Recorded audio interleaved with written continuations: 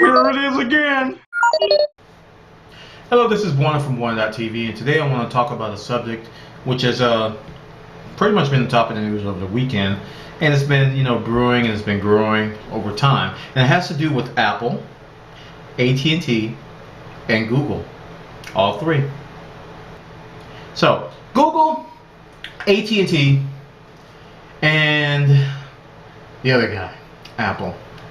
Well, this is all surrounding Google Voice. Google Voice is a great application or great service offered by Google, which came by way of Grand Central. I think I did a video on it. If not, I'll do one in the future. Google Voice was recently rejected on the iTunes App Store. Okay,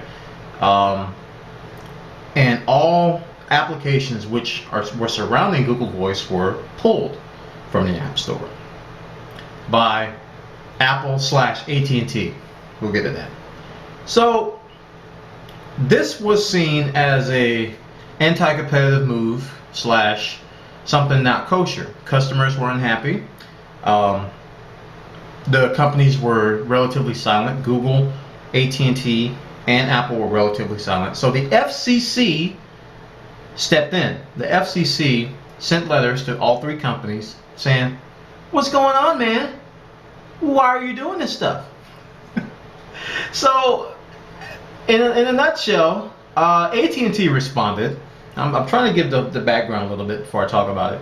AT&T responded and said, "We don't manage or approve or deny applications. You want to look into that stuff, go talk to Apple." So they kind of, I think the unofficial Apple weblog made it, I think they used the right words. They threw Apple under the bus. They basically said, talk to Apple about that.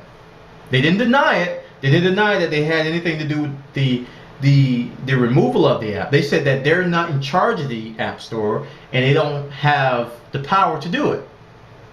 Literally, they don't have the power to do it. Only Apple can do that.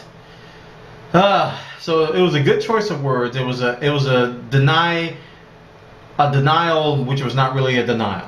So John Gruber wrote a great article. He's been talking about this the other day, or for the past couple days, on daringfireball.net, and he brought up a good point that I agree with.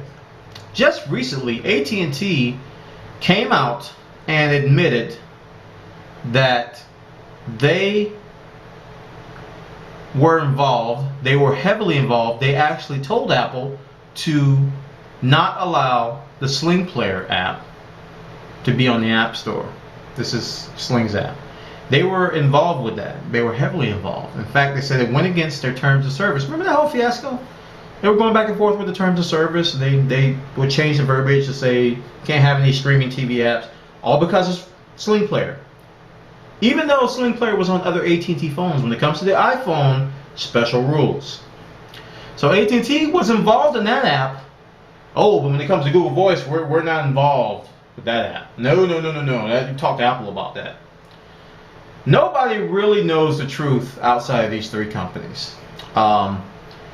We're bloggers and video podcasters like me are all speculating and pointing the finger.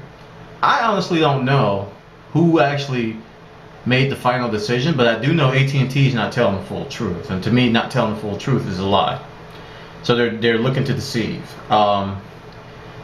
If you're gonna say we're not involved with the process, then just get out the process. Don't even bother with it. Don't even bring up your terms of service, AT&T. And Apple, why don't you just come out and tell us? Come out and tell us what happened. Come out and tell us why, and let the community, let the consumers decide. Some people may agree with you, Apple. You may never know. Apple is super secretive about so much, and it kind of works against them in cases such as this. I don't know if they're talking to lawyers or what. And Google, I don't know if Google said hardly anything regarding this. I know that the what's his name from Apple's board? What's the guy's name? Let me look it up real quick. Apple board resignation. I'm looking at my Google Reader to get the guy's name. I forgot his name. I think it's Eric Schmidt. Yeah, Eric Schmidt recently resigned. Google CEO. He was on Apple's board. He recently resigned because there was too much of a conflict of interest.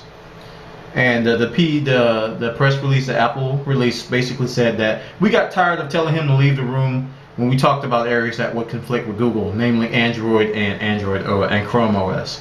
They basically said we got tired of telling him to leave the room, so we just told him to resign so he can stay out forever. Because every time we talk about something, he can't be here.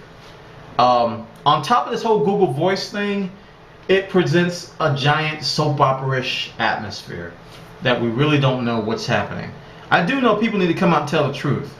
This deception, this whole cloud of uncertainty is getting on my nerves. Either reject the product or allow it.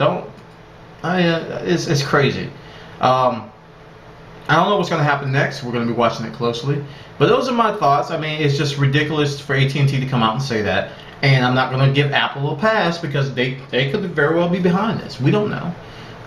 We don't know what Google's doing. So watch this very closely, guys. And if you use Google Voice and you want to use it on an iPhone, this is probably affecting you. All right, this is Bwana from Bwana.tv. Apple, AT&T, and Google going at it again.